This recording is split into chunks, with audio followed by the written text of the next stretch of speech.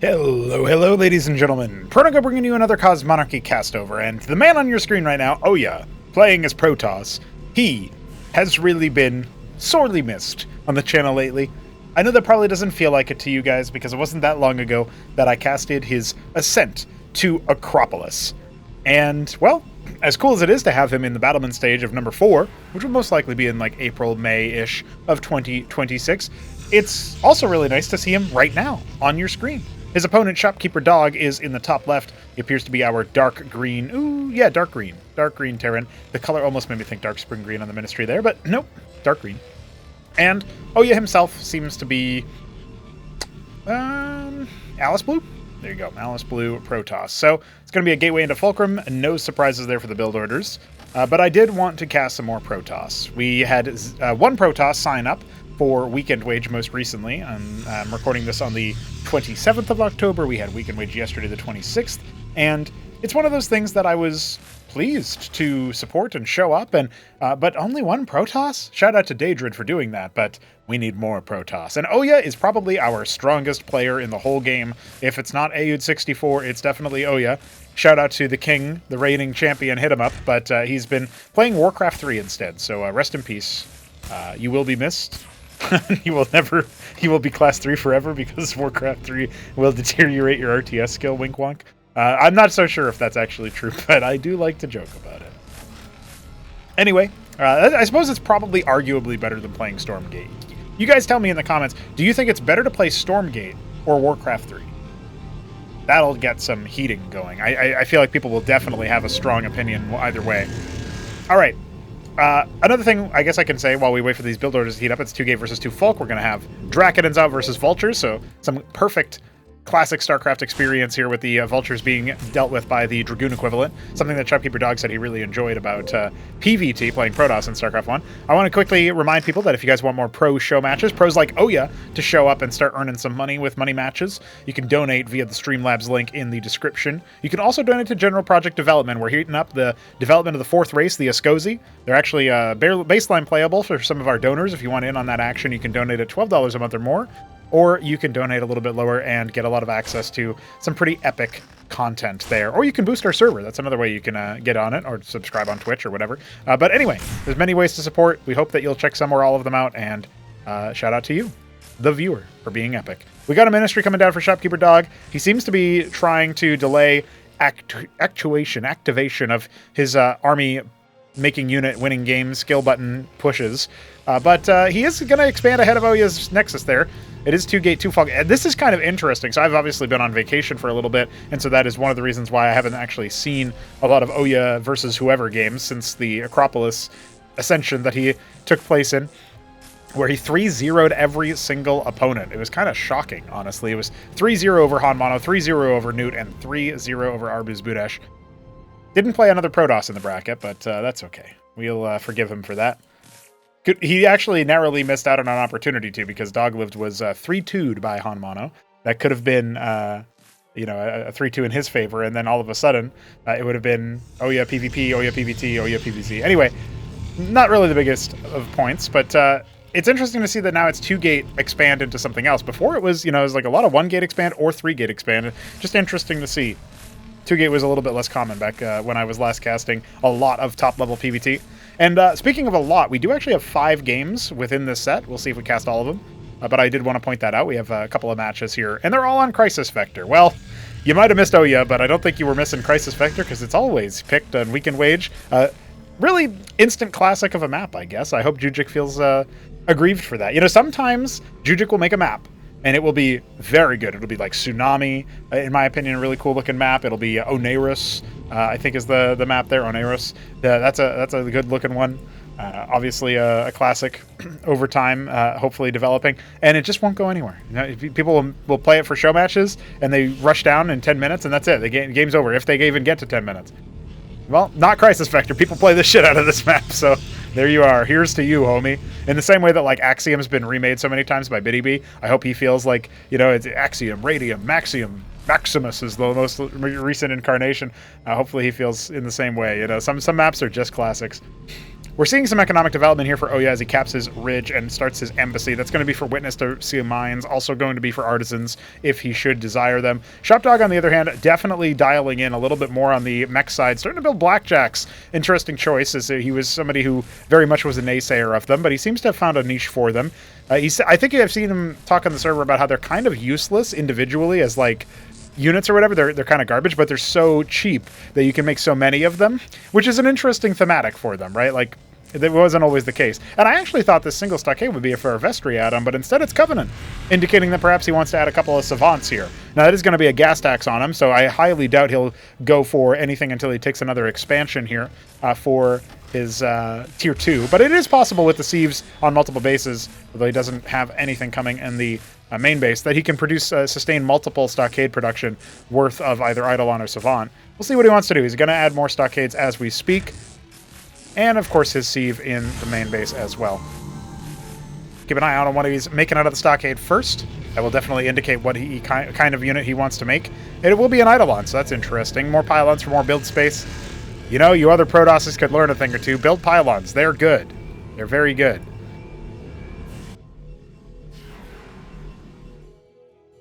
Witness will escort some parts of this Protoss army. It's pretty interesting he actually keeps them around. I actually think this is a Brood War. I was going to say a Brood War-ism. And I think that's an appropriate term for it, but I don't want people to think it's necessarily a bad thing. If the vultures were parked out here in mass and they just saw you move out to try to clear some of the mines, this army would have caught them and been really, really good for that. And that does happen a lot in StarCraft 1, albeit in different timings. It's a lot more mathed out and a lot more solved, right? Instead, it's going to be a heavy committal towards those aforementioned Blackjacks. We've seen them time and time again. We have so many of the Eidolons, and you know what? It might have just revealed to Dog that, in fact, there is a Witness nearby. So yeah, is he going to notice that? The Witness actually wants to camp away from the stockades and hope that the Terran player in this case is not the most perceptive. This is not StarCraft 2 where somebody like Euthermal can like zoom in and out or whatever to spot the cloaked observers, right? You have to just be able to notice the distortion. And if you remain, you know, stationary or whatever, then it can help you. But in this particular case, it's just narrowly out of range of decloaking the Eidolons when they spawn that it shouldn't alert Shopkeeper Dog anymore. But, you know, sometimes your Eidolons are trying to tell you something. So for Stockade Eidolon production, we've got Matadors coming in to reinforce the front. There actually isn't much of a front line. The Blackjacks are going to be a pseudo front line right now. Oya's kind of split right now to sort of accept this attack. He has almost no splash damage. We can see now he's going to add Asilience, and I think I saw a Yunar being queued up, but it must have been canceled. As of right now, it does feel like Oya's just kind of stalling for time. Maybe trying to pick up a couple of units here and there. This looks pretty dangerous. The Blackjacks and the Eidolons heckling some of the Draconids in the front line. He can't quite get into position with his Vagrants and his Zealots to get anywhere, and he is struggling to pull away from where his position actually is. Now he's going to try to go for just a committed attack for a little bit here, let the Vagrants get activated, and as soon as a unit drops that'll actually speed this army up, in this case an Ecclesiast, he might be able to just evacuate, but as the Matadors come in, he really can't afford to be attacking and fighting in this position. There are no detection options here for Shopkeeper Dog. He has no Shaman, no Anseal, so the Witness can still be at large and be sort of controlled lazily, which is maybe a way to describe what Oya is doing, but he is in danger of being run down. Shopkeeper Dog, was he just sandbagging with all his complaining in the balance arc, or is this going to be a little bit of a death push from him? Very interesting mapped out build with a lot of Blackjack chaff. Blackjack Eidolon might be back on the table, boys. Asilians are trying to crack off, but you can see the focus fire from the Eidolons singling out the limited amount of crowd control. And even still, it did do a number on those Blackjacks. Waiting on 3 more Asilians. We've got triple Unitary. We've got 4 Draconids per production round and a single Vagrant each time as well. Is Oya going to be able to withstand? Remember, behind this, Shopkeeper Dog has a functional third base ready to be saturated and continues to rally more and more units. The Scribes might need to be pulled here. Got a couple of Asilians active. Where's that third one? I guess it's not quite done yet. Still, this might be good enough. Look, the Draconids forcing the decloak, and the bounces were so damn good. These Eidolons are so fragile. You thought the Blackjacks died fast. Wait for the Eidolons to go next. But reinforcements are still streaming in. There's a lot of pressure here. If he can bust the Nexus, he can call the game. But instead, the Scribes might be targeted down, knowing that the reinforcements from Oya might still be upon us. This does look like a Dog victory, though.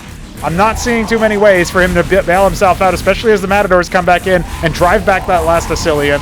The Nexus will be torn asunder, courtesy of the flamethrowers rending the armor. And now back down to 1 base. This is unfamiliar territory. Oya is not used to having his, front base pushed in like that.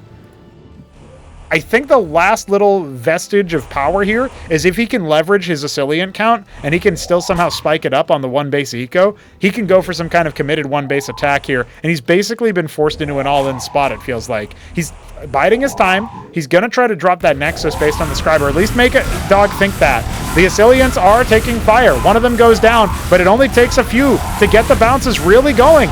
Doesn't seem to matter, though. The last of the Protoss forces will be eliminated, and that is over. Shopkeeper Dog dropping the 1G, but I think we know he just quickly typed it. He was, I beat a pro player. Can you believe it? Maybe we got to swap these guys after all. Maybe we have our people's champion the whole damn time. Let's check out Game 2. We are back, of course, on Crisis Vector. All of the replays I have received between these two at this time are Crisis Vector games. Big surprise. That being said, Oya is once again in the bottom right. He seems to be our Beaster Brown, Light Olive Protoss. Shopkeeper Dog in the top left is our Mint. No, it's just regular Teal. Damn, I was off today. Mint, not quite. Teal, Terran. Gonna be Fulcrum into Gateway, of course, or, yeah, I suppose it was Gateway first and then Fulcrum came after, judging by the progress bars. We'll see if Oya wants to do his 2-gate Nexus. That might have been a little bit of an experiment for him as well, but also keeping in mind, nobody really makes Blackjacks, do they? So, at the time, this might have been Dog prototyping this build, or maybe delivering it to Oya first after playing it against somebody like Aud or Ramen. Big shout out to Top Ramen, by the way, one of our top donors over the years. And, of course, a top player as well. You want to get in on that donation action. I already talked about it in the early game of the first game, but that coffee page is so delicious for you. Think about all the benefits you get, and think about all the money we get. I can really buy coffees every day, thanks to you guys. Drop Dog going to be going for that second Fulcrum. Second Gateway finishing up here for Oya, and I suppose we will be seeing that expansion again, but we'll see. I'm just basing that off of the fact that the Scribe for scouting is now returning, but there was one already out there. Looks like it's returned home as maybe what could end up being a bit of a mind game. The Draconid's going to come out first, before any Nexus. And Shopkeeper Duck spins his camera all over the place. Not quite sure what that is what's going on there. Vulture is going to be moving down there to see what he can do. There's a Zealot guarding the ramp, and a Draconid will be popping out here to observe. Maybe he's looking for the Scout Scribe? Oya has a funny way of, you know, routing it away in a funky position, and that kind of forces the Vulture to go on a goose chase and potentially miss out on any early game harassment or early game task anyway. I think I always believed this, but, you know, scouting with slower workers means that oftentimes you end up losing them, and that always felt like an unforced error. Like, you can solve some kind of way to make it at least less free to kill the worker scout. Like, if the worker scout's dying while walking away from your enemy towards your own base, where it would be safe if it was, say, 10 seconds faster or whatever, that feels like you could have at least pushed the enemy to go somewhere else and go hunting for it. So that seems like what Oya's decided to do, and, you know, it's cool to see pro players use their, not just their raw APM and stuff, but their strategic intuition to get things done and have that value. Even if it comes home later, it's still going to come home. It's better than coming home in a casket, so to speak. So, Nexus more than halfway complete, faster than the Ministry this time around. So, third gate and an embassy much faster as well. So, Oya clearly wants that Witness to break out and do a little bit of damage on the other side of the map. And the Vultures are trying to break in and get through the Draconidans. Arbaz Budish would definitely say the Vultures need more health in this situation. One of them very wounded. We'll see what can happen here. This does feel like maybe Oya's been caught slipping a little bit when it comes to his early game unit production. Well, at least he'll have a Witness to observe the destruction of his Nexus. Zealot Ecclesiast is a bit of a fool's errand here, I feel like, but all three mines going, and that even hoists a few of those Vultures up. That's going to be very, very good. The Zealot does go down in the end, but I feel like that's successfully dissuaded the attack, and all the Nexus really has to worry about right now is the fact that it's low on shields. It's a bit chilly in winter because it forgot its sweater. That's all it needs to worry about. No hull damage sustained. Kind of reminds me about how EMP in Starcraft 1 just removes shields, and then you can nuke them. Not an ASL. Vultures are going to sweep back in. They are going to be trading for Ecclesiasts, but this does feel like it's a little bit harder for Shopdog to get much value. Does he have? Yeah, he does actually have a couple of mines left over. Maybe could have dropped a few. Eventually, when we have the Vulture remodel, I do dream of a world where you can actually selectively change the frame that is displayed to show a different number of spider mines visually on the unit. It'd be a cute little detail to have. And I think it is possible with a combination of our C++ code, GPTP, no relation to ChatGPT. We do not use AI. I guess technically 3Crow used text-to-speech AI, or not text-to-speech, some kind of voice AI for the Goku advisor. But, yeah, which there's no AI-generated, like, graphics or anything. Anyway, the vultures showing that would be great in our code. Definitely possible, I feel like. Just change up which graphic is loaded for it. And then, yeah, see what happens. Can even put in a failsafe. If some modder decides to make it so that vultures have, 10 mines, we'll just show the 3 mines until they have less than 3. You know what I mean? Super easy. I can already visualize the code. That's always easy when, always nice when you can do that. Anyway, Covenant on the way for Shopdog. He wants to basically repeat what happened last time. I feel like he's dialed in his gas acquisition a bit better. His vultures also got a little bit more damage in the early game, and maybe he even invested in a few extra vultures compared to last time. 5 gate into Rogue Gallery. Looks like the Unitary Unions are going to come online a little bit later, so that he has a bit more chaff to throw at the problem. But we'll see, because I'm sure Oya is already thinking about what he can do next, and Shopdog's responding by coming online with his production a little bit faster. Even though his Nexus, his ministry is slower than Oya's Nexus this time around. Kind of an interesting little change up there. Dracodins and Ecclesiasts rallied together. It's an interesting choice to build so many Ecclesiasts. I actually wonder what Oya's thinking is with regards to that, because they won't really get much value without a front line of, melee units to support. And even then, it feels like versus Terran Mech and, Blackjack Eidolon with Matador support, Vultures to lay mines and all that shit. It does feel like it's a little bit challenging for the Ecclesiasts to get much value anyway. Third Ministry going to be built. He's clearly going to be targeting this low ground. And look at this. Rallied reinforcements coming in to try to slow down the Vultures pushing in. And it doesn't quite look like that. Oh no! He actually pulled all of his units away, and that Hierophant may actually die. No, it survives with 2 HP. That's crazy. Meanwhile, the Blackjack Eidolon is going to be set upon immediately. Can Oya actually break through? There's a distinct chance that he can. He's not quite focusing down individual units here. So his damage is quite spread. Oya's making just Dracodins right now. That's about it. It was some mine actually slowing down his reinforcements. That's a critical moment. Not something that we thought we would see span down there and see, but indeed, didn't quite clear every single mine. The Ecclesiasts are all gone at this point, right? So it's just the Dracodins and the Zealots. I don't know. It feels like the Zealots themselves are not going to be able to bust through this, and the Dracodins should be routed as a result.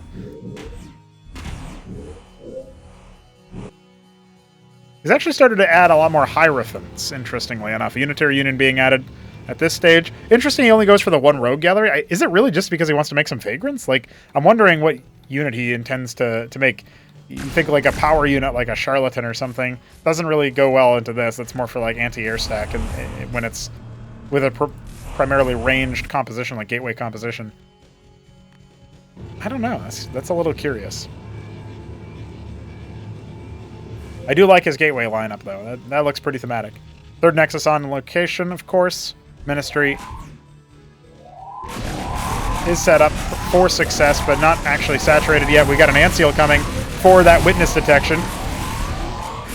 I don't know right about now. This does feel like it's a little bit dicey for Oya. He's getting chopped and changed up here. I didn't expect Shopkeeper Dog to be putting on such a clinic with this composition. This is the same composition that Mystery Meat used to dethrone Neblime in Tyrant's Tale last year, if you guys know that tournament. It was a good one. That was won by Hit 'em Up over Top Ramen in the upper final and in the grand final. Dropping only 2 maps across all series played. One, a legendary 6-pool by Veek, and the other, a pretty savvy Wraith switch by Top Ramen in the final. And there it is, Tier 4, Synthetic Synod. He's not going to press Optecton to win. He's going to try to press Demiurge or Architect. Down goes the last of the mines on the front line, and Witness Protection is the name of the game. A Dracodin getting blown up on approach, and Oya having to flank around. He will sack this Nexus. There is no saving it at this point.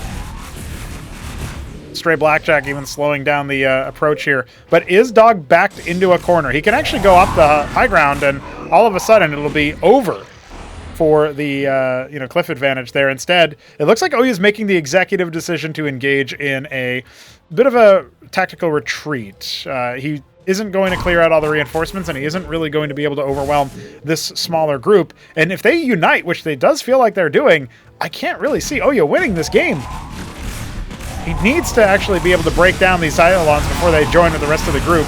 The Anciel very close to being destroyed. That's the only source of detection, but there are no more witnesses. He can't quite see the complexion of the army, but he knows that his front line is toast, and it feels like that is going to be it for our StarCraft 1 Pro Protoss, unless the single Unar and the Horde of Ecclesiast Vassal can actually finish the job. He's making the dive with the Draconids. He has broken through pretty much all of those pesky Blackjacks on the front line. The Unar is going to be cut down to size, and that should actually be just about the final sort of stone thrown into Ouya's glass house.